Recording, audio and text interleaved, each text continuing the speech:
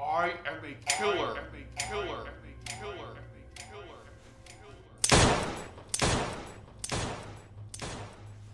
No! No! Good thing all that was just a dream. That would have been dumb.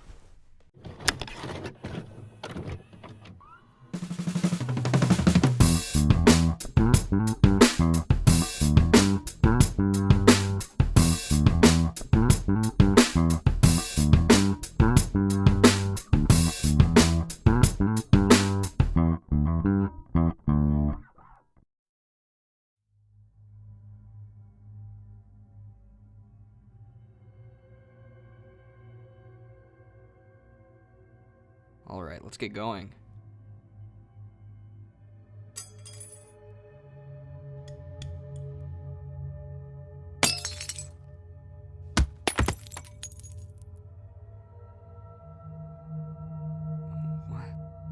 What happened?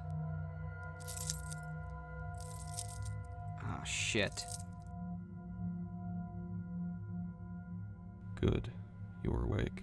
What is going on? I've been planning my revenge ever since you threw me out last year, and I think I've got a good one. I think this little facade has outlived its usage.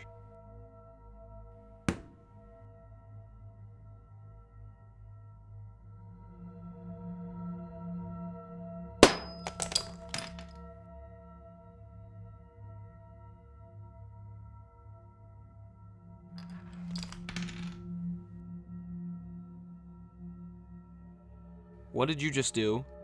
That's better.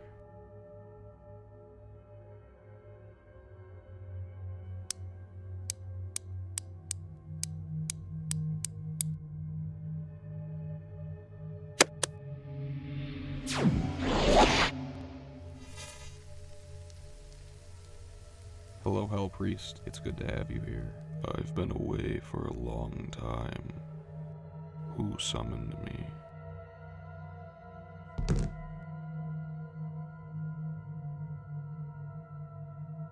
You.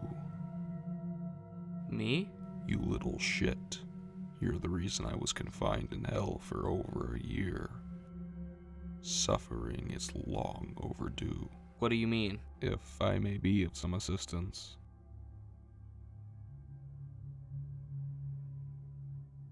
Oh yes, this is it.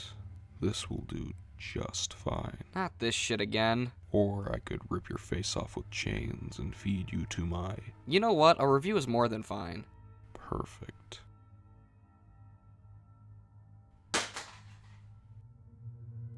Hello and welcome to Confused Reviews, where a cartoon drawing reviews movies, and welcome to Season 4.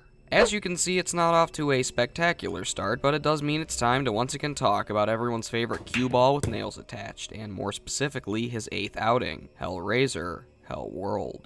Everyone get out your Hellraiser bingo sheets, because the backstory of this one is seriously something else. For starters, Hellraiser Deader was released in 2005, and Hellworld was shot direct to DVD a whopping 3 months after that. It also, of course, wasn't written to be another installment in the franchise, meaning Pinhead and his boy band had to be scribbled into the script right before shooting, or so I assume. As well as the fact that it has a really forced gimmick of the Hellraiser series being a video game within this movie, and it's also self-aware and meta because Scream made that shit super popular and marketable. Oh, and just as the free space, it also has next to nothing to do with the 7 previous entries. In other words, this movie is really off to a bad start. So let's reluctantly dive into this movie and see if there's anything worthwhile in this poorly named POS. This is Hellraiser Hellworld. So the film begins with some shirtless son of a bitch digging, but it's then abruptly cut off by the opening credits, and we instead cut to some slow-mo shots of our characters entering a funeral. And it drags on for so long I could go grab a snack and take a piss and not miss a thing. We see our little band of misfits, the blonde gamer Chelsea, played by Catherine Winnick, emo asshat Jake, played by Christopher Jacquot, emo with terrible hair Allison, played by Anna Tolpett, asthma-having black guy Derek, played by Kari Payton, who is not only Ezekiel in The Walking Dead, but is also the voice of Cyborg. Hey, maybe he'll be a badass superhero and save the day. Little help? Anyone? Little help? Actually, scratch that. And finally, there's the asshole Mike, played by Superman himself, Henry Cavill. No, I'm not joking. Seeing him in this movie makes me want to do this. But I doubt we'll be seeing anything that exciting in this movie. They discuss their addiction to a game called Hellworld and how this problem led to their friend's death. Jake storms out, very slowly, and Chelsea decides, fuck it, this thing isn't closed for any specific reason, and is then attacked by Anakin Skywalker, only for it to be a fucking fake out. She wakes up and we see it's 2 years later. She hears a knock at the door and after opening it up, sees the Chatter Cenobite waiting for her. But it's just a mask? What? If this is the real world, how does that exist? You don't see a Phantasm movie where they're selling the flying Death Sphere. You know why? 'Cause that'd be dumb as shit. Discount Mike Emerson here then shows off the PS2 version of a Hellraiser movie, as we see it's not just masks that have been created in this universe to capitalize off of a game, I guess. As Pinhead has now become t-shirts and shitty point-and-click video games. Whatever. We see all of our characters get the invitation to a mysterious Hellworld-themed party, and Derek is a tad excited. Hell yeah!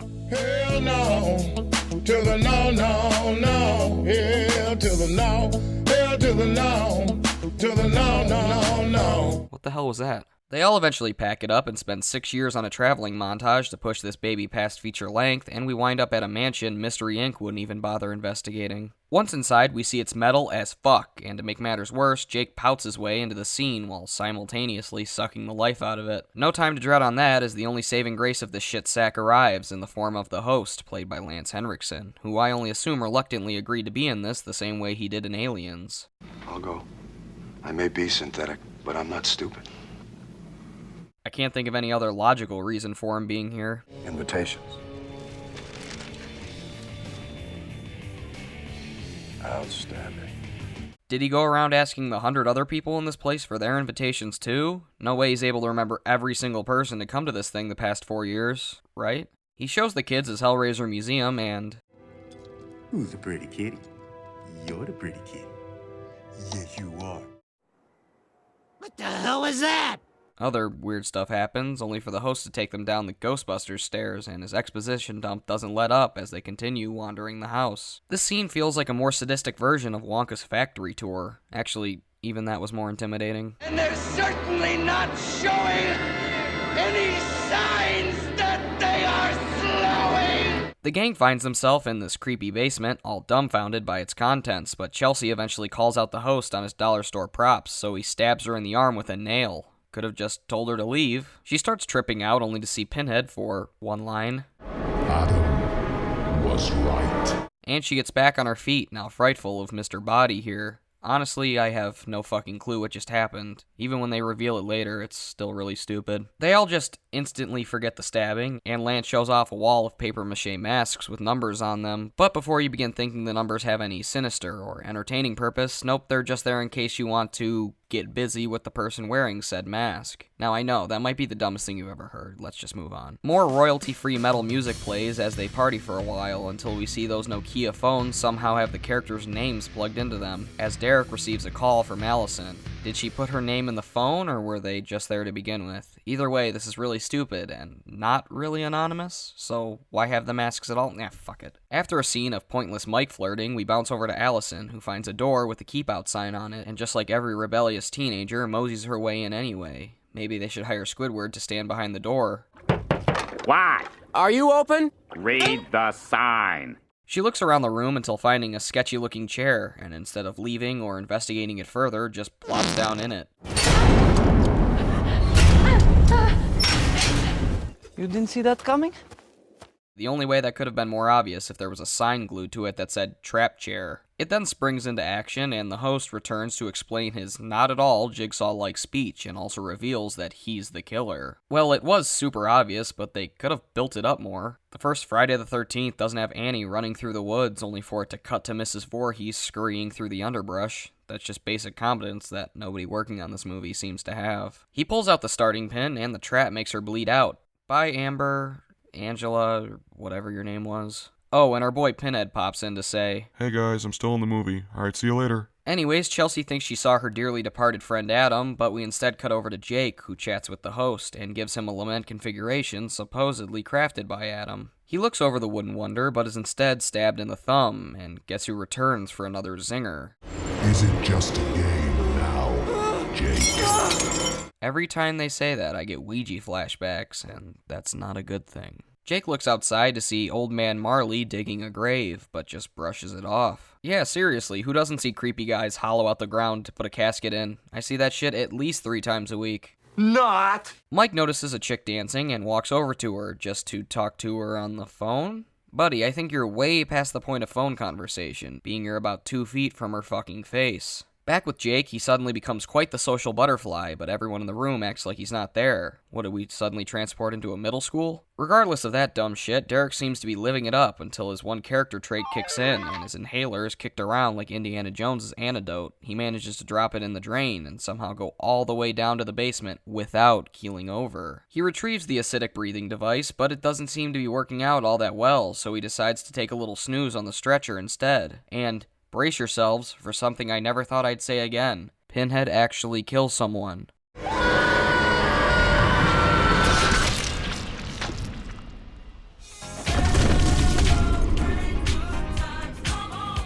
And I hate to spoil the moment, but I also kind of hate this, as it's not really something the Hell Priest would do. But in contrast, I'm surprised he was on screen long enough for him to kill someone, so I'll take what I can get. Back with Jake, he follows Amanda Kruger here upstairs, and they start getting down. Come on, Jake, she's supposed to be a nun. Ew. Jake then starts having visions of his buddy Adam using a stone pickaxe to mine dirt, even though everyone knows he should be using a shovel.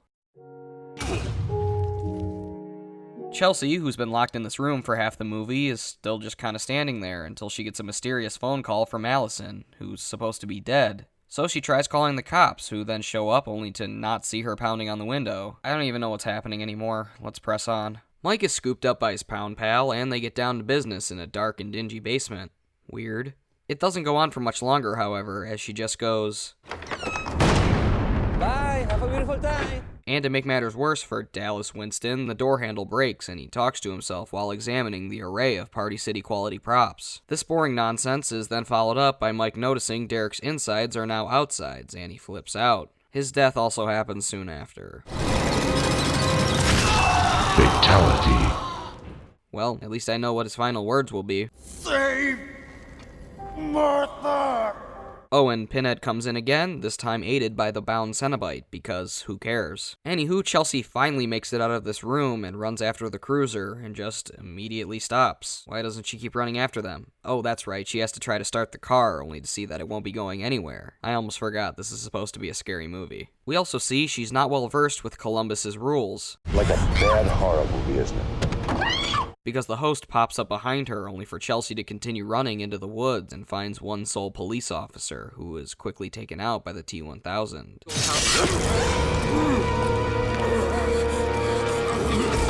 Oh no, not that well-developed and beloved police officer victim. God, this movie's ass. She makes her way back to the house that is now empty, and she meets up with the Chatter Cenobite and zombified versions of Mike and Allison. But in case you thought they might do anything cool with this, Chelsea just runs away with Mike bumbling behind. Yippee. She escapes the undead dipshits and gets a phone call from the host, which leads to nothing. In more important matters, Jake sees the reflection of our old pal Chatter, but instead of seeing it smile like in Hereditary, he swings around and stabs Chelsea? Whoops. Don't feel too bad for him because she calls him a second later and is just fine. So I suppose it's supposed to be like a Thanos thing where the Cenobites wanted to see what he'd do, but I doubt this movie would think of anything that clever. Suppose there's nothing to do with the box, Jake.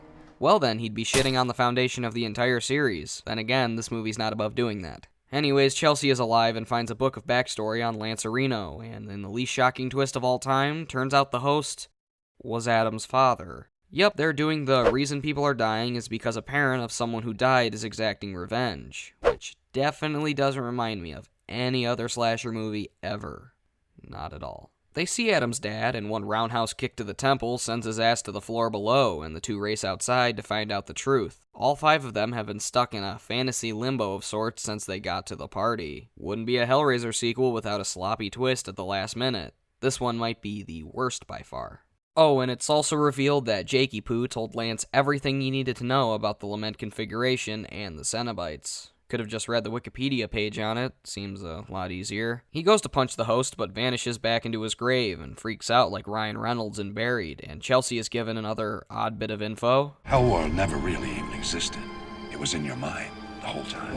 Okay, let me explain it, because this movie does a terrible job of doing so. The whole cast was knocked out right from the get-go, from the drink, perfume, nailed to the arm, and even the spiked puzzle box. And Lance was moving the story along by telling them stuff through the cell phone buried with them, which has a bunch of gaping holes in it, like for the fact that Jake and Chelsea were both drugged at different times, so them all being in the casket at the same time for the same amount of time doesn't make a lick of sense. So basically, Allison died by gouging herself, Derek was actually killed by his asthma, and Mike... He died of good old-fashioned drop-dead fear. ...was scared to death.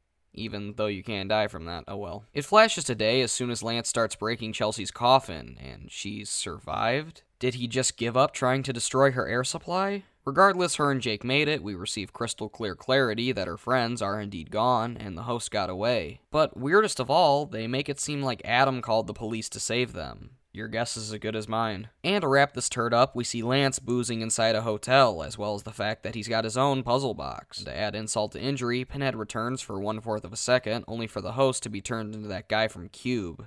Who cares?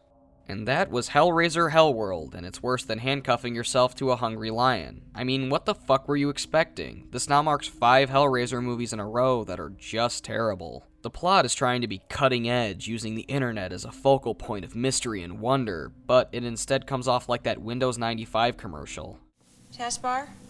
Is that anything like a Snickers bar? It's just pathetic. The characters, as usual, are not interesting, not developed enough for me to care in the slightest, and the main character is locked in a room for half the runtime. And the thing that's most infuriating to me is how they once again royally fucked up not only Pinhead and how he operates, but the lore and rules set within the timeline.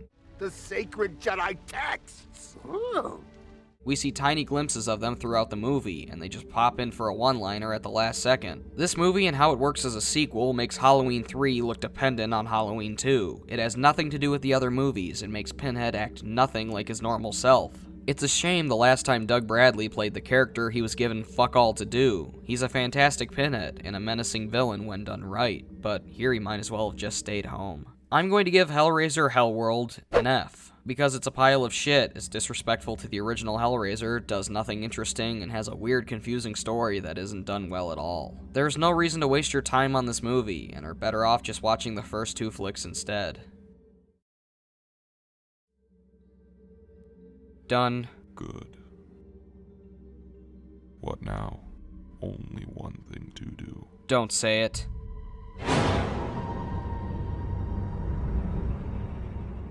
I'm Confused Reviews, wish me luck, and thanks for watching.